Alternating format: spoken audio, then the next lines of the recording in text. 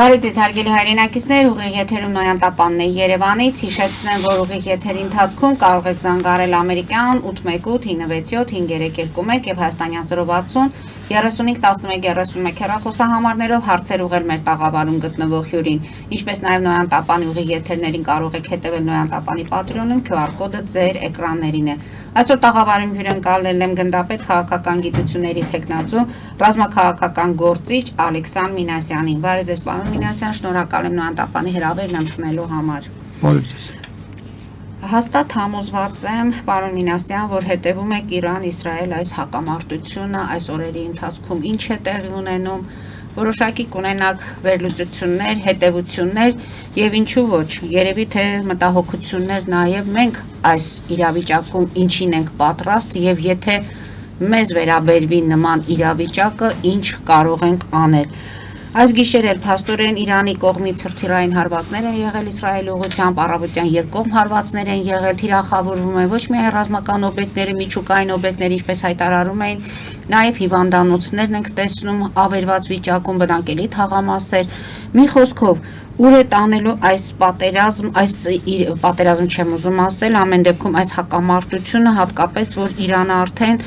այս Իսրայելի վրա հարձակման ժամանակ օգտագործեց նոր սաջիլ հրթիռը եւ բոլորս տեսանք համացանցով եւ կարելի է եւ ապշել եւ զարմանալ մարդկային այդ երևակայության այդ ձենքը ստեղծելուն մի խոսքով ուր է տանելու այս պատերազմը ուր է նորից ներողություն եմ խնդրում հակամարտությունը ինչու սկսվեց ընթացքը ինչպիսին է գնահատում ավարտը ինչպես եք տեսնում եւ արդյոք Հայաստանը ունի մտահոգություններ այս ամենի հետ կապված Բարև ձեզ, իրականում մտահոգություններ պիտի ունենանք, պարտավոր ենք մտահոգություններ ունենալ, որովհետև մեր վիճակը իրականում լավը չի։ Դեռ խոսենք այն բանից, թե մենք ինչքանով ենք պատրաստ իրադրություններին և այստեղ արդեն խնդիրը գալիս է ոչ միայն ռազմական պատրաստության, որովհետև մեր նկատմամբ կիրառվելու է մի քիչ այլ տեսք տնտեսական խնդիրը առաջ գալու, սահմանների հետ փակվելու խնդիր, մենք դրա մասին կխոսենք, հիմա ձեր հարցի սկիզբը, որ դուք տվեցիք, մենք գիտենք, որ փաստորեն Իրանը և Իսրայելը սահմաններ իրար չունեն, իրանք իրար չեն, արանքում մեծ տերություններ, Իրաք և այլ, ինչն է պատճառը, որ իրենք փորձում են, ասենք, ավելի շուտ հիմա Եվրոպան էլ է փաստորեն ասում, որ Իսրայելը պետք իրավունք չուներ նման քայլի դիմելու, հարված տալու, առաջի հարված եւ այլ, բայց սա փորձաքննություն է իրականում։ Մենք հիմա տեսնում ենք արաբական խուցը, այսինքն փաստորեն պարսկական ծոցը նավեր են կանգնած, որոնք պաշտպանում են անգլիական եւ ամերիկյան նավեր, որոնք պաշտպանում են հակաօդային սարքերով հարվածները Պարսկաստանի, այսինքն արդեն կարծես թե շատ պարզ է երևում, ով ում կողմն է, ով ում կողմից է խաղը տանում, շատ ակնհայտ արդեն պարզ երևում է, եւ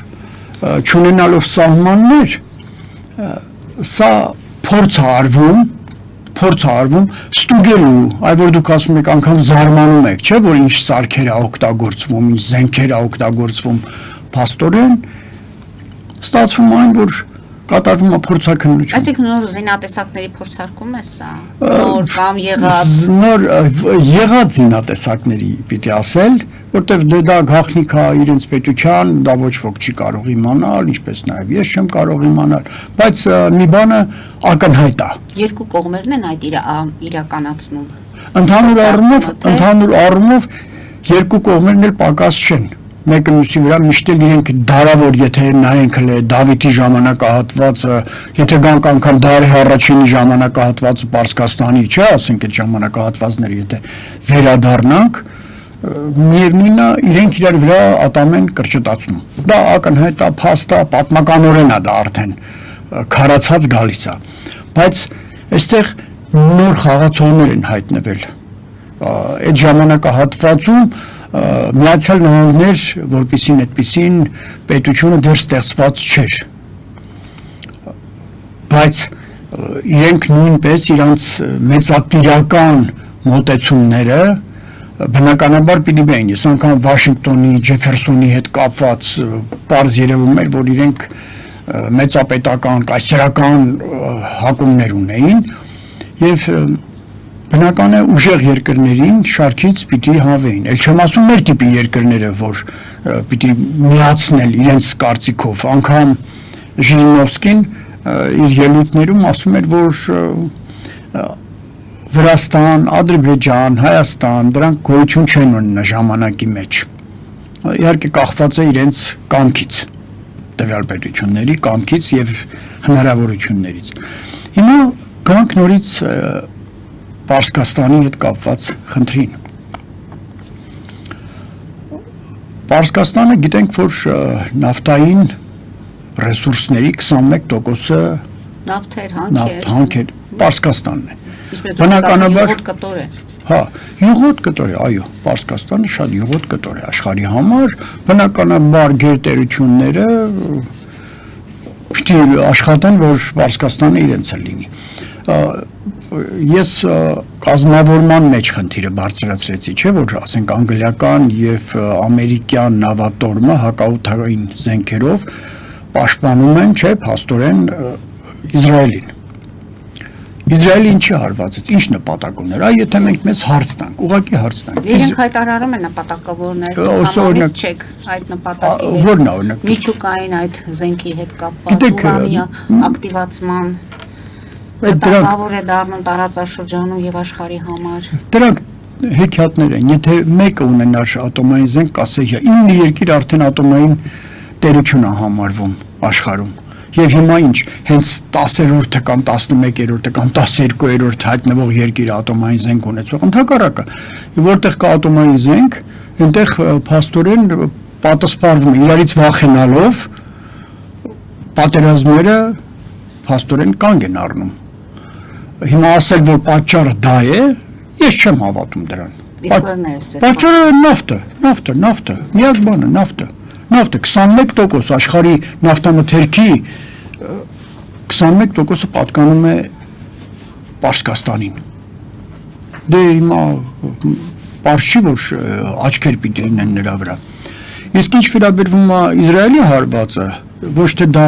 միջուկային զենքի արկայությունն էր, այլ իրականում սա փորձաքննություն էր։ Ամեն դեպքում հիմնական հարձակումներից առաջ տեղի են ունենում փորձաքննություններ, թե ինչ հնարավորություններ ունի տվյալ երկիրը։ Հիմա փաստորեն Իսրայելը փորձարկում է, թե ինչ հնարավորություններ ունի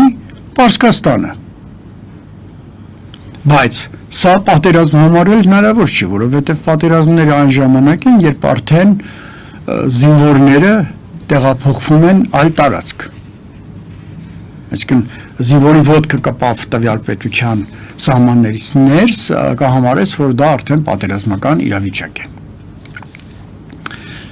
Սա ընդհանրապես փորձաքննություն է, եւ այս փորձաքննությունը շատ լավ հետևում է, անգամ իրեն ձեռք է տալիս Միացյալ Նահանգներին, Անգլիային ձեռք է տալիս։ Ինչ վերաբերվում է,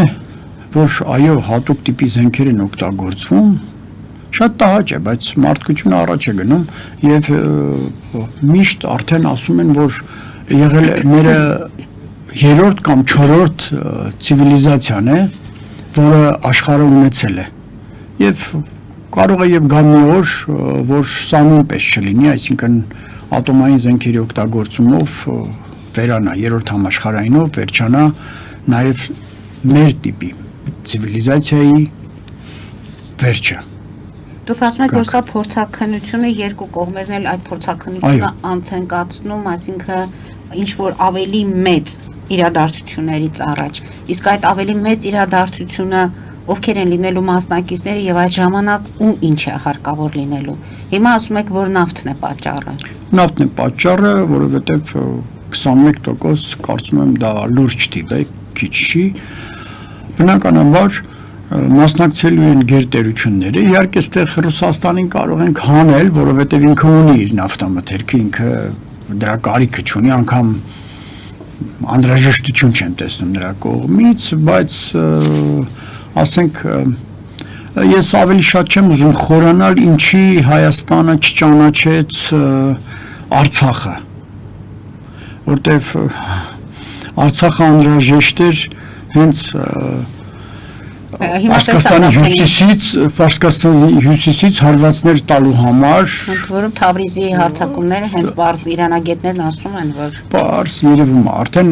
գիտեք քարտերը բացվում է, այլ գաղտնիքներ համարյա թե չեն մնում։ Հիմա ես պիտի խոսեմ այսպես, արեք լացենք մեր դարդը, մենք ինչ պրոբլեմներ ենք ունենում տվյալ պարագայում, չէ՞ որ մենք իսկապես պրոբլեմի առաջ ենք կանգ առնում։ Մեզանից ուզում էին այդ ճանապարհ կոչվածը, չգիտեմ, միջանցք էինք անվանում, թե ոնց, կարևորը սա չէր։ Հիմա փաստորեն Միացյալ Նահանգների փոքր ընկերները, Թուրքիան, պարզորոշ տեսնում է, ոնց կարող է միացնել Ադրբեջանին, այսինքն Կասպից ծովով պանթուրքիզմի մեծ ծրագիր իրագործելու խնդրին։ Այդ պարագայում տեսեք, հիմա եթե պատերազմ սկսվեց, արդեն սահմանային պատերազմներ սկսեցին, այսինքն մեր Ֆիզուլի կողմից, Ջաբրայելի կողմից, եթե պատերազմներ սկսեցին Պարսկաստանի վրա, գուցեև արդեն զորք մտցվի։ Ես չգիտեմ, որ զորքերը կոալիցիայի զորքերը կմտնեն այդտեղ, բայց եթե մտան, փաստորեն Հայաստանը զրկվելու է Պարսկաստանի հետ կապից հենց մեր հարավում։ Դա նշանակում է, որ մեր խնդրումը կմեծանա ինչով։ Եթե չեղավ այդ ճանապարհը, փակվեց ճանապարհը, իսկ դրա նպատակը ունի նաև Թուրքիան։ Մենք ակնհայտ գիտենք դա։ Փակվեց այդ ճանապարհը, Սյունիքը ինչ է անում, ինչով է ապրելու, հիմնականում այդ ճանապարհի վրա անցումները աշխուժացնում են, ապրելու հնարավորություն են տալիս հայ մարդուն Սյունիքում, եթե չեղավ ինչ է կարծում, մի 10 տարի հետո, լավ 20 տարի հետո, չասենք կարճ ժամանակահատված, չնայած ես համոզված եմ, որ դա փակվելու պարագայում 2 տարի հետո Սյունիքը տեղափոխվելու է դեպի Երևան։ Չնայած այդ էլ դեռ հարցական է, մեր ճանապարհները կփակվեն անգամ Վրաստանից, թե ոչ, դա նույնպես։ Այսինքն մեզ իրենք ուզում են ոչ թե արդեն զինվորական ասույթներով ասել, որ կվերանանք, այլ տնտեսական։ Մենք ինչ պիտի վաճառենք, սահմաններ չունենք, անցումներ չունենք։ Պարոն Մինասյան, փաստորեն բանից բացում է Արցախը միայն մեզ պետք չի եղել։ Արցախը գիտեք ժամանակին անվտանգության տեսակետից նկատի։ Այո, հենց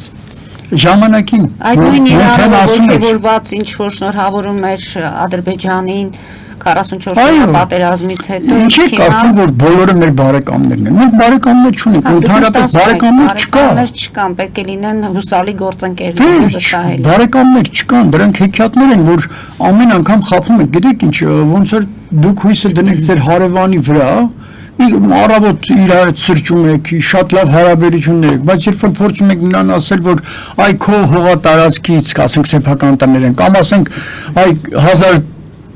դրամ փող տվեք ինձ, կտան, բարեկամը կտա, լուրջ բարեկամը, բայց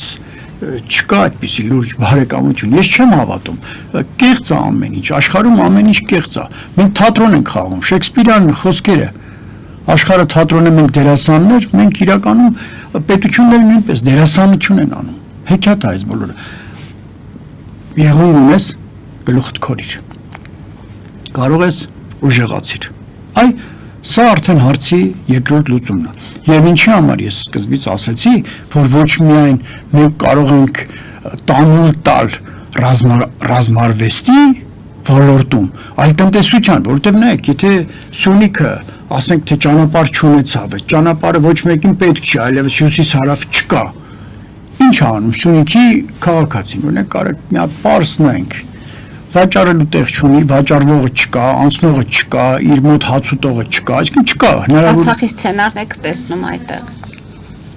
Նույն այդ շրջափակումը մարդկանց անճար վիճակը, անճար վիճակ, իշխանությունների կողմից ոչ ճիշտ մոտեցումները, նաև իշխանությունների բանակի կողմից զինաթափ- բանակի թուլացումը, որտեվ մասնագետների, գիտեք, մենք լավ գլուխ ենք գովում, իրականում մենք լավ գլուխ ենք գովում, բայց արեք նայենք, ես անձամբ արդեն իմ մեջ եկել եմ այն համոզման, որ մենք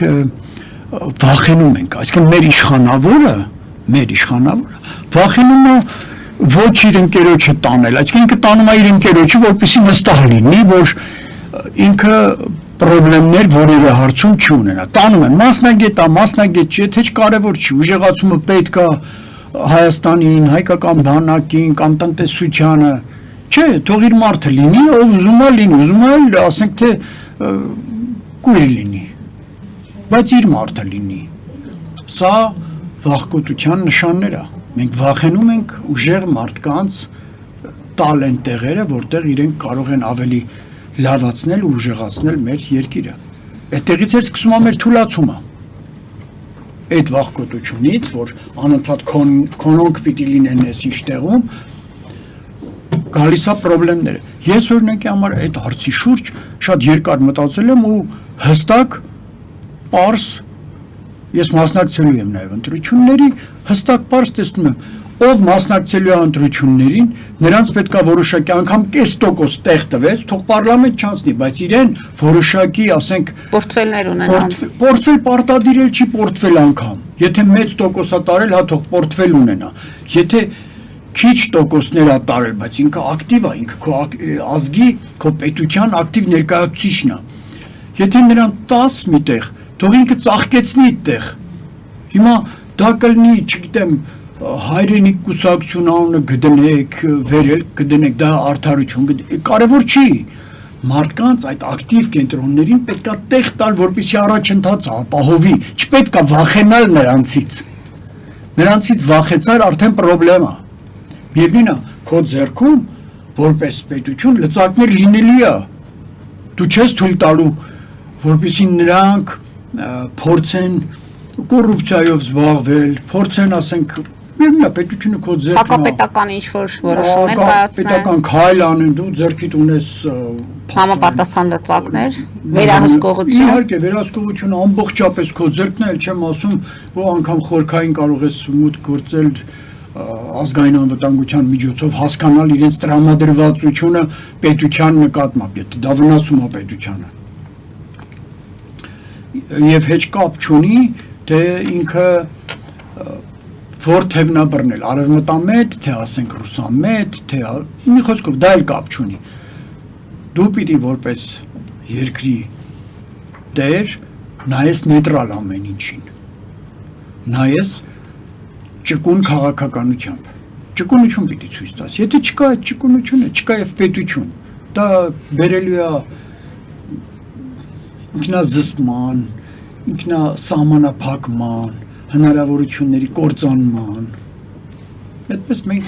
հնարավորությունների կործանում, հիմա դուք տեսնում եք Իրան-Իսրայել, ասում եք հիմա փորձաքննության շրջանում են, Այո։ նրանց հնարավորությունները անսահմանափակ է, թե կարող է մի պահ կանգ առնել եւ ինչպես եք տեսնում, խոսում են 2 շաբաթվա մասին, խոսում են 10-ից դա ավել ոչ կամ չի կարող պատասխանել Տիկին Մարի։ Որևէ մեկը այդ հարցին պատասխանել չի կարող, որովհետև դա արդեն պետական մեծ պետությունների, պետական այրերի գծած գծագրի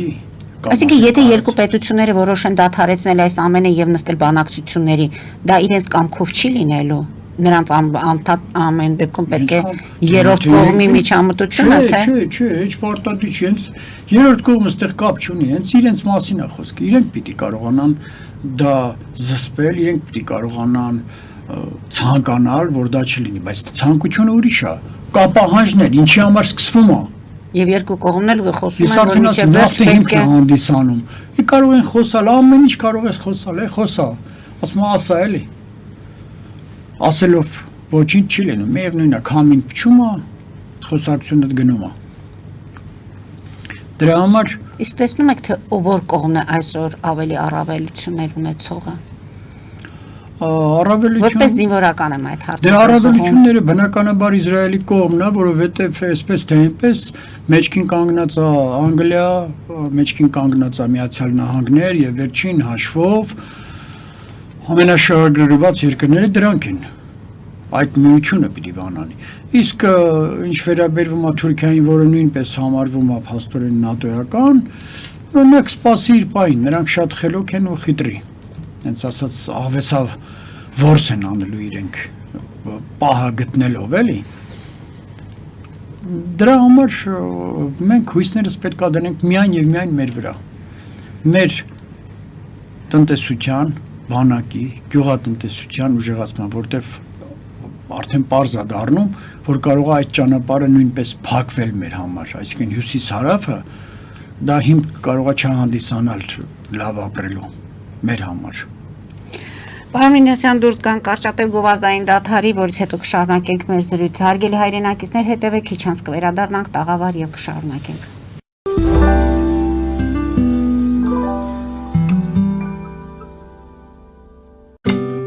Ինչ է պետք տունը, առանձնատունը կամ ամառանոցը հաճելի, հարմարավետ դարձնելու համար։ Ճիշտ ընտրած կահույք, օրիգինալ դեկորներ, հյուրերին ընդունելուց գեղեցիկ սպասք, գուցե նոր սփռոց։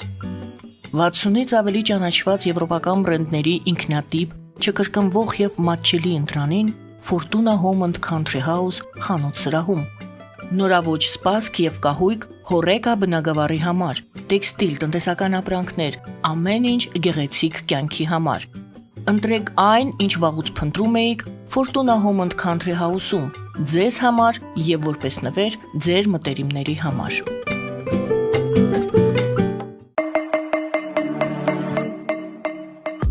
Յուրաքանչյուր զարդ գլուխ գործոց է, պատրաստված ամենայն ճշգրտությամբ եւ կրքով, որոնք կընդգծեն ձեր անհատականությունն ու գեղեցկությունը։ Մեր զարդերը պարզապես աքսեսուարներ չեն, այլ սիրո խոստովանություններ, որոնք կդառնան ձեր հիշողությունների խորհրդանիշը։ Դրանք ձեզ կդարձնեն ոճային եւ գրավիչ։ Ձեր պատմությունը սպասում է։ Ֆելիչե ժամանակակից ատամնաբուժական կլինիկա։ Այստեղ հարմարավետությունն ու խնամքն առաջնային են։ Այստեղ կիրառվում են ատամնաբուժական ամենաժամանակակից տեխնոլոգիաներ, ճշգրիտ ախտորոշում, արդյունավետ բուժում, նուրբ փորձառություն եւ անհատական մոտեցում։ Սկսած սովորական մանրուքներից մինչև առաջադեմ ընթացակարգեր, այստեղ դուք գտնվում եք բարձր որակավորում ունեցող եւ փորձառու ատամնաբուժական մասնագետների ձեռքերում։ Մեր բարեկամական եւ հյուրընկալ անձնակազմն այստեղ է յուրաքանչյուր այցը հաճելի դարձնելու համար։ Ֆելիչե, ձեր առողջ եւ ամենաերջանիկ շպիտը սկսվում է այստեղից։ Եկեք եւ բացահայտեք նորարարության փորձագիտության եւ կարեկցանքի կատարյալ համադրությունը։ Երևան շիփինգ, սենսացիա ստեղ, հա։ Այո, ճիշտ եք եկել։ Սանդրոցներ Երևան ուղարկելը $2.99 օթանավով։ Այո, Իսկ եթե դոլար ուղարկես, դոլար ստանան։ Մի տոկոս, հա։ այո, Իսկ որ տանեն տուն հասցնեն, էլի մի տոկոս, հա։ 2%։ Հրասը ծրի է, էլի։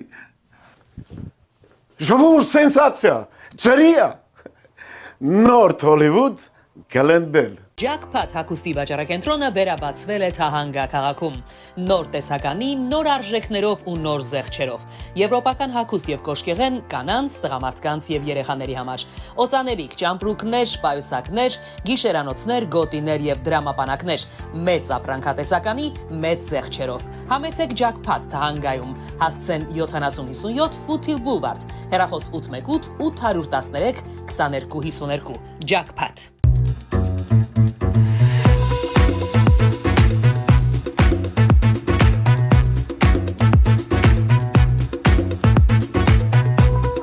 Արարատ ռեստորան, ընտանեկան եւ ընկերական ժամանցի լավագույն հասցե, սիրված արտիստներ, հյուրընկալ մթնոլորտ, հարուստ ճաշացան, անմահական խորտիկներ, Արարատ ռեստորան, հասցեն անփոփոխ, սիրով սպասում ենք ձեզ։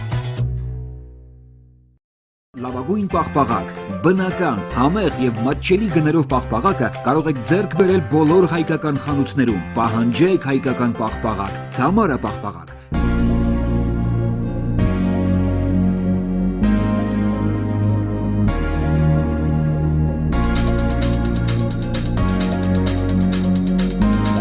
Տպագրեք ձեր գիրքը Նոյան տապան տպագրատանը, ինչպես նաև թերթեր, ամսագրեր, բուկլետներ եւ այլն։ Հասցեն քաղաք Երևան, Իսահակյան 28 առաջին հարկ։ Հեռախոս Հայաստանից +374 55 50 90 52, ԱՄՆ-ից 818 967 567։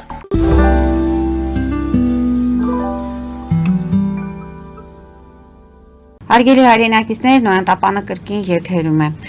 Պարոն Մինասյան, եթե Ադրբեջանը միջև հիմա ոչ մի ոտնձգության կամ սադրայիչ գործողություններ չի կատարել, արդյոք կան զսպող մեխանիզմներ կամ երկրներ, որ նրան դրա թույլ չեն տալիս, թե պարզապես իր համար դեռ ժամանակը չէ։ Սադրիչ գործողություններ իրենք իհարկե երբեմն անում են։ Դուք տեսեք, սահմանային ասենք սադրիչ գործողություններ, մերոնք պատասխանեցին թեթևակի, ասել, որ սադրիչ գործողություններ չի արվում, չէ, այդպես չի, արվում են, բայց ինչպես արդեն խոսեցինք, իրենք սպասում են պատեհ ժամանակին, այսինքն ոչ թե նրանք զսպում են, այլ ինքն է որոշումը կայացնելու։ Իմ կարծիքով իր որոշումն է, ինքը սպասում է պատեհ առիթի, որովհետև եթե հարցը խորանա Իսրայելի եւ Պարսկաստանի, որովհետև տեսեք, հարցը միևնույնն է գնում է խորացման, արդեն 10 տարի է խոսում են Պարսկաստանի մասին, ատոմային զենք են ստուգում եւ այլ, այդ բոլորը հեքիաթներ է, այդ բոլորը հեքիաթներ է եւ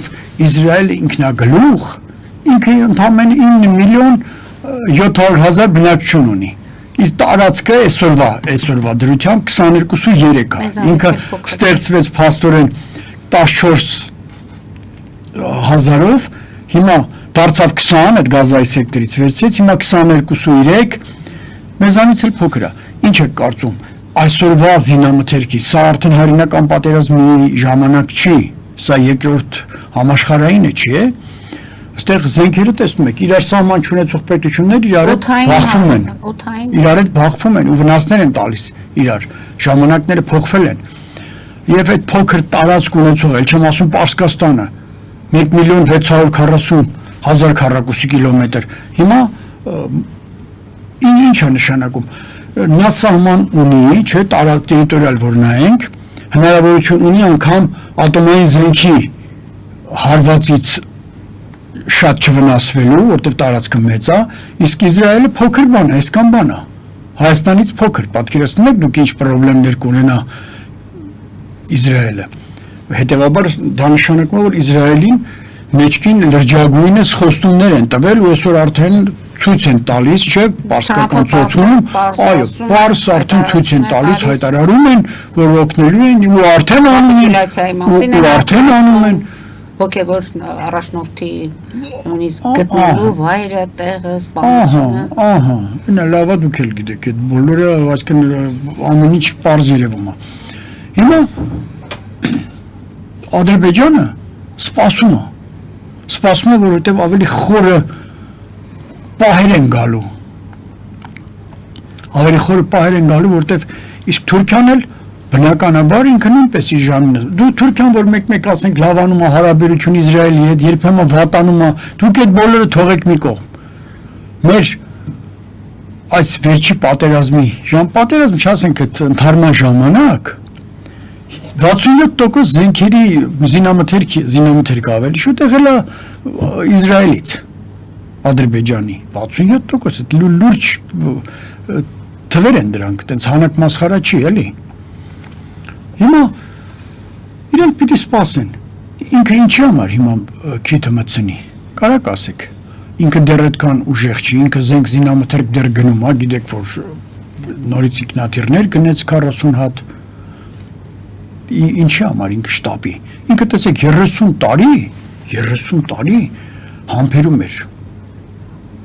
այնպես որ հիմա էլ կունենա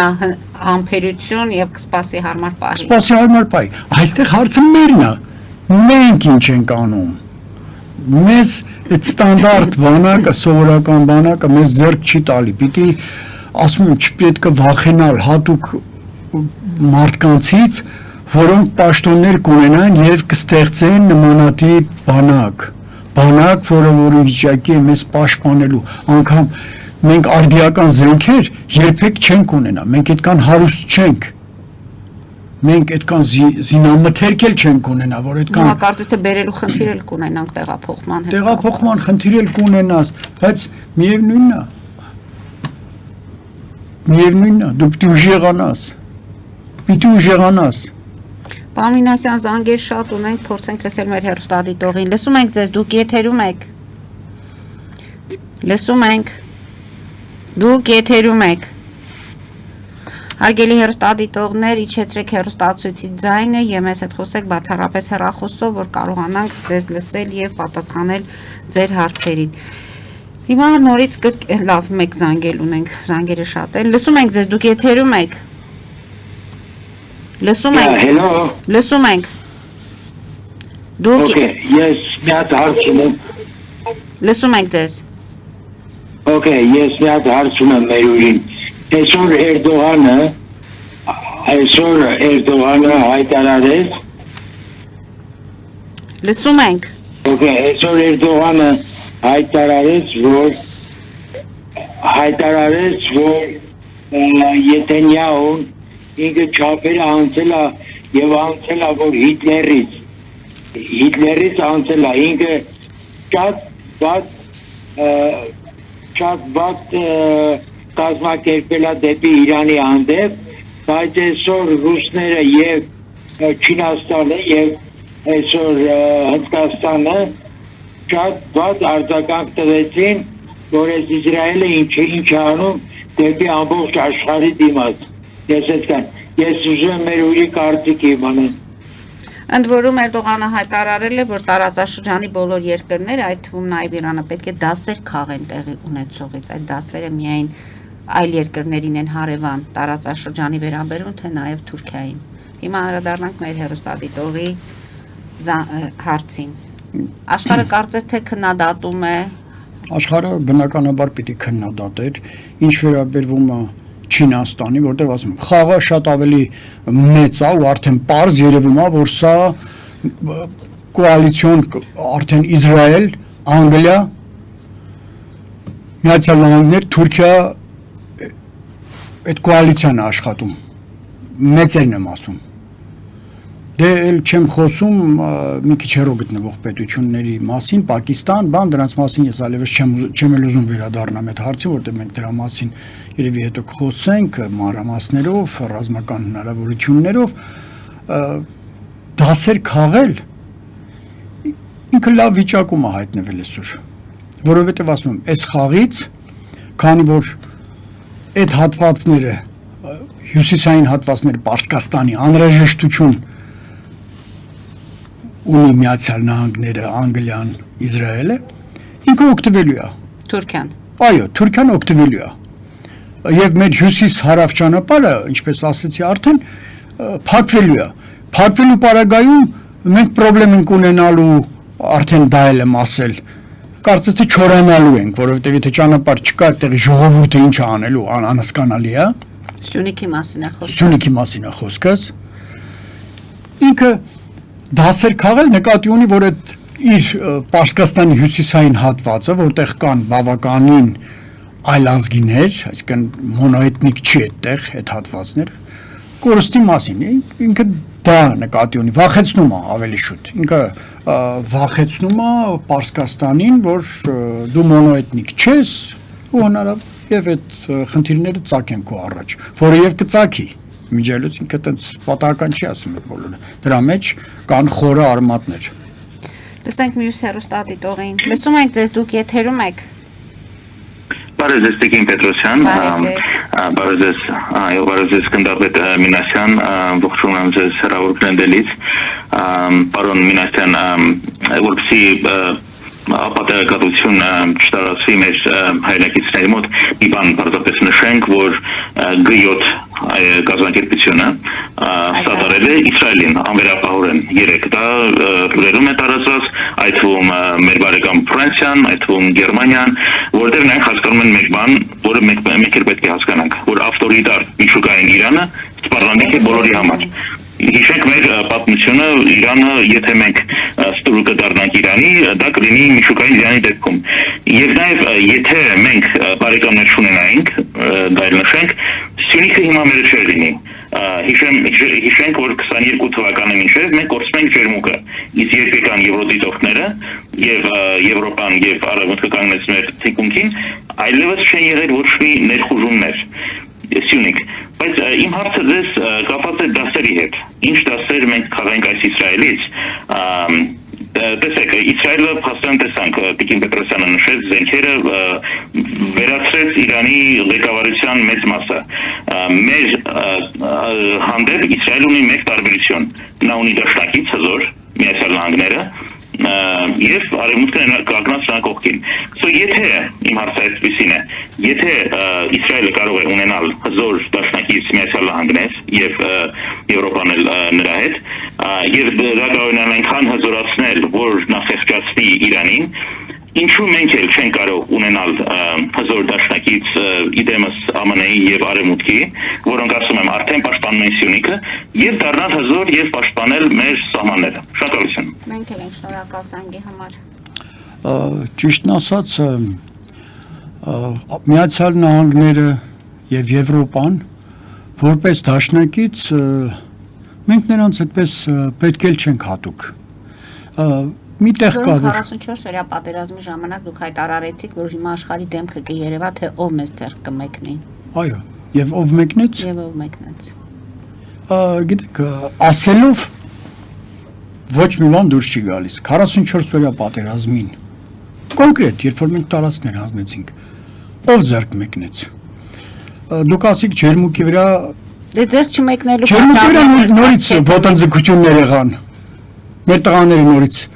հետ մղեցին, այսինքն որ ասել, որ ինչ որ խոսքերով, դատարկ խոսքերով, որ մենք կանենք, չէ, ժամանակին Անգլիան, Ֆրանսիան, եթե հիշում եք, ասում էին, մեր նավերը ձեր սարերը չեն բարձրանա, չեն կարող բարձրանալ, մենք չենք կարող օգնել,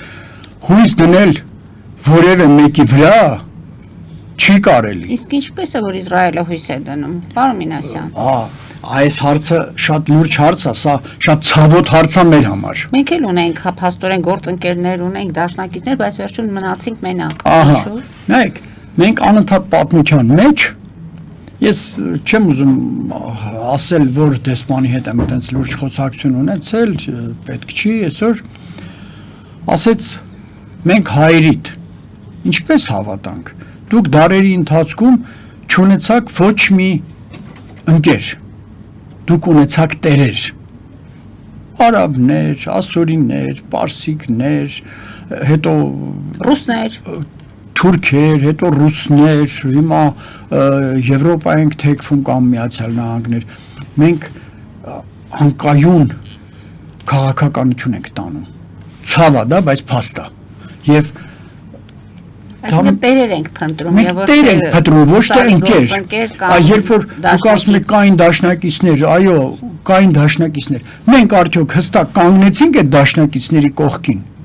Կամ որոշակի պահանջներ կատարեցինք, որ մեր կողքին այլ դաշնակիցներ ունենանք։ Այո, մենք ոչ մի բան չկատարեցինք։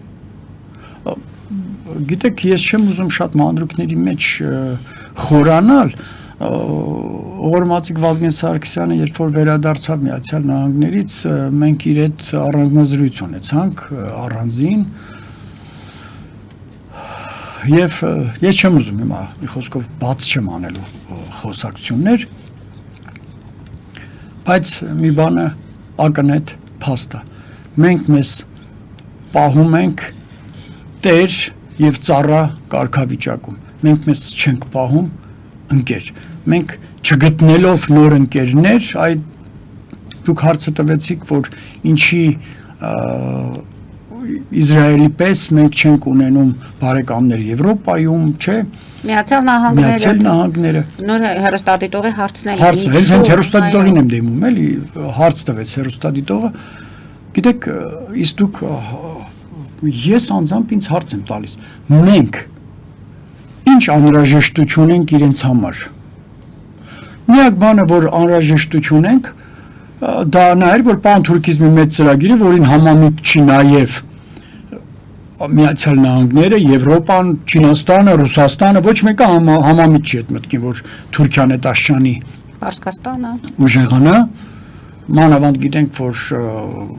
թուրքմենները այս վերջերս համաձայնության եկան նաև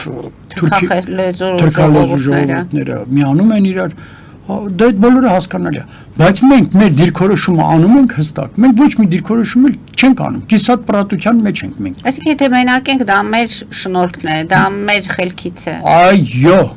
մեր սխալների շարանն է դա, մեր սխալների շարանն է դա, մենք պետք է կանգնենք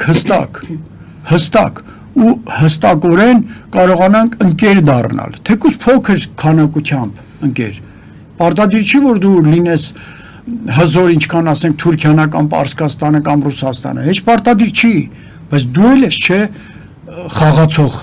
այսինքն մենք պիտի խաղացող դառնանք, խաղացող, այլապես անիմաստ բան է։ Իսրայելը խաղացող է, դրա համար էլ կան նրա թիկունքին։ Այո, Իսրայելը հենց ճիշտ էլ խաղացող է, ինքը ստեղծեց իր երկիրը,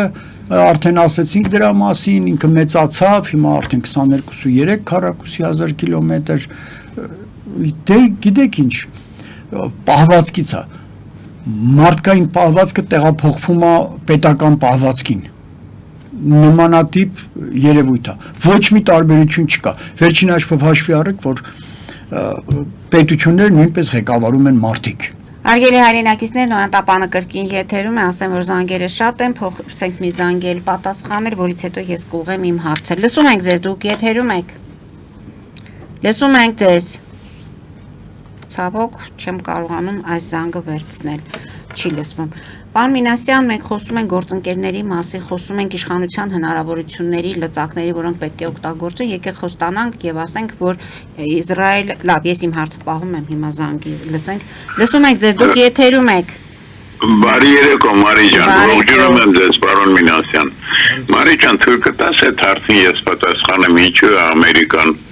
Իսրայելի հետ շատ մոտիկ։ Ասեք, իհարկե կարող ենք լսել նաև ձեր կարծիքը։ Ես մոտ կես դար ապրում եմ Ամերիկայում, բավական ուսումնասիրել եմ։ Այսօր կոնգրեսի եւ սենատի 80%-ից ավելի հրյաներն են։ Մենք հենց դրա մասին ենք ուզում խոսել։ Այո, լսում ենք։ Հա, 80%-ից ավելի։ Հետո ամենաուժեղ բանկը այսօր Ամերիկայի Morgan Chase-ը իրանց Morgan-ները ովքեր էին, հրյաներ էին, կարևոր կորպորեյշնները, նույնիսկ հեռուստատույցի կայանները CNN-ը բան, իրանք ինչպես ուզում են աշխարհին ներկայացնում են ինչ-որ իրանք ձեռք է տալիս։ Դա է պատճառը, որ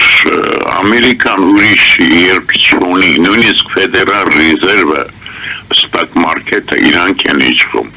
ոսկին, փող տպելը։ Ամերիկան ուրիշ ձև չունի, որ նրանց հետ չլինի, չի կարող չլինի։ Երանի մենք էլ այդպես մի բարեկամ ունենենք, որ միշտ մեր կողքին կաներ։ Պարոն Մինասյան, ես ուզում եմ դες հարց տալ։ Ավելի շատ բան կարող եմ ասել, բայց Մարի ջան, չեմ ուզում ձեր ժամանակը խլել։ Պարոն Մինասյան, մենք հենց հիմա պետք է պատրաստ լինենք, որ վաղը ինչ կլինի։ Մտածել միայն, որ հա, սենց կլինի, սենց ես կարծում եմ լավ չի լինելու։ Մենք եթե հիմա պատրաստ չլինենք, դուք ինչ եք կարծում, հետո ինչ կլինի։ Այսօր Թուրքիա, Ադրբեջան, ձեր ասածի պես Ադրբեջանը հարմար առիթի է սպասում։ Ես կուզեի մի քիչ այդ մասին եթե կարելի է բացատրել։ Պարոն Մինասյան, հետ դրա մասին ենք ուզում խոսել, որ միայն դաշնակիցները չեն, նաև Սփյուռքն է բավականին ակտիվ աշխատում։ Գիտեք, իրականում ես արդեն ասացի, որ ես այդ մասին նույնպես շատ մտածել եմ։ Մենք ոչ միայն մի վեցի պես, մասադի պես պիտի հետախուզություն ունենանք, ոչ պակաս իրենցից, եթե ոչ առավել, որտեղ մեր Սփյուռքը հարաբերական առումով ավելի մեծ է, քան ցանկացած երկրինը։ Տեսեք, Իսրայելը 9-7 միլիոն ժողովուրդ ունի։ Բայց ինքը ունի լրջագույնս սփյուռք, որը մեկ անգամ է գերազանցում իրեն։ Հիմա արդեն ավելի քիչ, որտեղ բավականին տեղափոխվեցին դեպի Իսրայել։ Հայաստանը 5 անգամ ավելի սփյուռք ունի, գոնե լավ 3 անգամ ասենք, որ մեծ չխոսենք, 3 անգամ։ Մենք այսօր աշխարհը ինքներս պիտի ամեն մի ինֆորմացիան մենք պիտի իմանայինք եւ հնարավորություններ տայինք ցանկացած պետության օգտվել դրանից իշահ Հայաստանի։ Այս Սփյուռքից եկած գործարանին կալանավորում ենք։ Ասում ենք եկել ես հեղաշրջում անել։ Ներդրումներ ես բերել հիմա բարեգործությունը պետք մի խոսք։ Այստեղ շատ լուրջ է հարցը, այսինքն կառավարման մեթոդները պիտի աշխատացվի։ Չի կարելի առանց կառավարման մեթոդների պատահական քայլերով, ձերբակալելով, մոտեցումներով, ես չեմ ուզում մանրանալ։ Գիտեք, դրանք ցավոտ տեղեր են, ես համաձայն եմ, ցավոտ տեղեր են, բայց ամենացավոտ տեղը, որ մենք ոչ միայն Սփյուռքի հետ չենք աշխատում, ձեռքի տված, այլ ներսում չենք աշխատում։ Ցավը մենք ներսում պիտի աշխատենք, որ Սփյուռքն էլ հասկանա, Սփյուռքը արդեն վիրավորված է իրան զգում։ Իմ բարեկամները բոլորը դրսում են, ես գիտեմ դրա մասին։ Ես մանրամասներով գիտեմ դրա մասին, բայց ինչ, մենք ներսում պիտի կարողանանք աշխատել։ Անգամ տեսեք, դուք այսօր հարց եք տալիս, որ ճամբարներ են անում, արդեն սկսում են ճամբարներ։ Հա, 24-ին ես էլ ճամբար, ռազմահայրենասիրական ճամբար ունենք, բայց նայեք, պետությունը պիտի ընդհանուր մոտեցում ցույց տա, այդ ճամբարները ինչ են սովորեցնում, այդ իրենց սովորեցրածները նորաձև է, այդ դրանց է մասնակցում, գուցե մի անգամ հորդորենք, որ հայրենասիրական։ Հորդորենք, ես հրավիրում եմ, թող ինձ հրավիրի, ես այդ ճամբարների լիցենզիոն հարցերը, ում պիտի լիցենզիա տրվի, ում պիտի չտրվի, ինչ պարապմունքներ են անհրաժեշտ, ինչ պարապմունքներ անհրաժեշտ չեն, այդ բոլորի հարցերը արդեն արված է, փորձ ունեմ, Մոնթեյ եմ ստեղծել, վերջապես Մոնթեն այն աշճանի որակի հասավ, որ Ռուսաստանն ու Կորեան էին ուզում, չէ, զակաստալ, պատվիրել մեզ, որ իրենց սովորեցնենք, բայց ինչ ստացվեց։ Ստացվեց այն, ինչ պիտի ստացվի, նորից պատահականությունների վրա գնացինք։ Մինչև մեր կառավարիչները չուզենան, ոչ մի բան չի լինելու, ամեն ինչ իրենցից է կախված։ Իսկ եթե ասում արասցե մեր սահմաններին լինի այդ, ինչպես մեր հեռուստադիտողն ասեց, եթե լինի այն ինչ մասին մենք չենք ուզում մենք ուշացած կլինենք։ Այո, մենք պետք է գործենք այսօր, որպեսզի ունենանք վաղը։ Նիկոլ Փաշինյանը պատերազմ չի լինելու, հանգիստ եղեք ժողովուրդ։ Լավ էլի, այդ խոսքերից հետո կրակոցներ սկսվեցին ու հետո պատերազմը չի հայտարարվում։ Հանդիպելու է Թուրքիայում Էրդողանի հետ, այնտեղ կլինի նաև Ալիևը։ Սա է ձեր ասածը մեծ ինչ-որ աղետից առաջ։ Ես վախենում եմ։ Դուք Այո, ես վախենում եմ մեծ աղետից։ Որովհետև Հակոբ Ասլանյանը հայտարարում էր, որ Նիկոլ Փաշինյանը այս եկեղեցու հետ կապված գործողությունները այս ամենը իրականացնում է, շեղում է հանրությանը, որպեսզի մեզ ավելի մեծ արհավիրք է։ Այո, ժողովրդի մեջ այդ կարծիքը լավ էլ ստեղծված է, որ ասում են շեղումը ավելի մեծ արհավիրք կա ստեղ, մենք դեռ չենք հասկանում, ես նույնպես դեռ չեմ կարող դրա մասին խոսել, ասել։ Հասկանում եք, բայց չեք ասում, պարոն Մինասյան։ Արեք չխոսենք դրա մասին, ես ինձ թույլ չեմ տա, որովհետև կարիք չկա, բայց եւ այնպես նույն ներսի ուժեղանալ ես որ նկատի ունեի, նաեւ եկեղեցու հարցը նկատի ունեի։ Տեսեք, դուք եկաք եկեղեցուն ինքներդ։ Եկեղեցին ժամանակին ինքներս բոլորս էլ գիտենք, որ եղել է պետության հետ, պետության մասն է կազմել, անգամ մենք գիտենք եկեղեցականներ, որոնք մասնակցել են պատերազմների։ Մենք դա կնայդ գիտենք, բայց այսօր ես չեմ ասում կատարվում է ամեն ինչ եկեղեցու կողմից միասնության հասնելու համար։ Այո, դա հոգևոր հարթակն է, որը կառավարման հարթակի հետ պիտի կապեր ունենար, բայց հիմա մենք տարանջատում ենք, երկճեղքվածք ենք տվել արդեն։ Երկճեղքվածք ենք տվել։ Ով է մեղավոր, պարոն Մինասյան, եկեղեցին սկսեց զբաղվել քաղաքականությամբ, քաղաքական գործիչները խզկվեցին եկեղեցի։ Ես ծափ չեմ տալիս եկեղեցու, ես չեմ ասում, հա, ճիշտ զբաղվեց։ Եվ ընդհանուր առումով, այո, ինչ որտեղ այս կողմն էլ է ճիշտ, այն կողմն էլ, բայց հիմա պատեր պահը չէր դրա մասին խոսալու։ Հետո երկրորդը եկեղեցուն նույնպես կարելի է կառավարել օրենքներով, ազգային ժողովը օրենքներ է անում, օրենքներով կառավարվում է։ Սա կարելի է, սա չի կարելի։ Հիմա էլ են օրենքներ մեջտեղ բերել։ Դե չէ, ես նկատի չունեմ օրենքներից, որ չեն Չէ, պահպանում։ ես նկատի չունեմ սեղանին աղ դնել, թե չդնել այդ օրենքների մասին ես չեմ խոսում։ Սեղանին աղ դնել, ծխել էստեղ կամ չծխել, ես դա նկատի չունեմ։ Ես գործնական, որը գործնականի է վերաբերվում եւ ոչ թե ասենք վերաբերվում է անհատի, ասենք աղ ուտել, չուտելը դա մարդու անհատի առողջության հետ կապված խնդիր է։ Պարոն ասում եք Սփյուռքի հետ լավ չենք աշխատում։ Այս իրավիճակում մենք տեսնում ենք Սաղել Կարապետյանը բավականին կապեր ունի աշխարհում եւ Ռուսաստանի Դաշնության հետ կապված նույն մեր եկեղեցականները, այսինչու չենք օգտագործում այդ հնարավորությունները, այլ այդ հնարավորությունները կոտրում ենք որտեղ վախենալու խնդիր էլ կար, որ Սամվել Կարապետյանները ընդհանուր առումով կպատրաստվեն մասնակցելու ընտրության եւ ասենք ղեկ կվերցնեն վաղը միսօր, այդ մտավախությունը բնականաբար կար։ Իսկ վարչապետին տրված է այդ լիազորությունները, որ ումից վախենում են նման ձևով վարվի Ինքը պրյամո դա չի անում, ինքը պատճառներ է բերվում, չէ, դա իրավական մասով է արվում, վերջին հաշվով առանց իրավական մասի դա չի ապահովում։ Այստեղ հարցն է, թե ես դրա համար ասեցի, իրավական մասում, պաշտպանության մասում, ընդհանրապես արդյունաբերության մասում կա արդյոք այդ վստահությունը իրենց վրա եւ դրա համար էլ մենք առաջ չենք գնում, որտեղ նորից խաղում ենք մեր ու ձեր ախպեր սանիկ քավորական շարժումն է առաջ եկել, որը առաջից կար, հների ժամանակից կար արդեն դա։ Հեծի ազգայնացման հետ կապված ինչ կասեք, մեզ 5 րոպեի ժամանակ է մնում, ինձ հուշում են, ուզում եմ որ այդ անդրադառնանք նաև այդ թեմային։ Ռազմավարական փաստորեն նշանակության կենտրոն եւ Գիտեք, Հեցի մասին խոսակցությունը շատ բարդ է, այնտեղ շատ ներդրումների հետ կապված խնդիրներ կա։ Այսինքն դա կարող է դառնալ սկանդալային միջադեպ, ինչ որ կարող է դառնալ։ Որտեղ այնտեղ կան փաստորեն այլ ընկերություններ, դրսից ընկերություններ կան, վտանգավոր խնդիրներ կան, վտանգը պաշտպանելու խնդիրներ կան, այդպես տենց ուղղակի հիմա ասենք մեր ցանկությամբ ասել, որ այդպես է լինելու, մի քիչ անլուրջ է, էլի դա։ Դա